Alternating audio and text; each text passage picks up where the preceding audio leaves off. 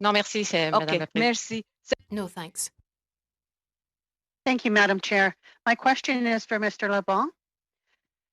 I am concerned about the family caregivers' access to resources and supports, and in Indigenous communities as well. And that is where home care is frequently provided by family members.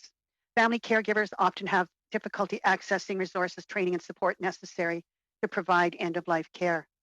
We have heard from other witnesses that access to better support services, including quality palliative and end-of-life care, is essential in the context of MAID.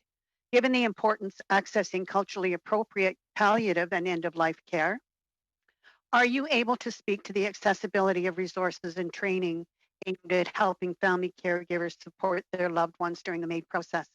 Are there any particular challenges that you have faced as a caregiver while taking care of your spouse? Well, thank you for the question. I will say that the types of support services that Justine requires does not didn't necessitate any sort of training, in the sense that I didn't need to learn how to operate any sort of medical equipment, device, or do any of the work that would entail if she had a different disability. In terms of access to support services, I found that locally there are some, but in terms of the training and the sort of home support services, I think that improvements certainly could be made.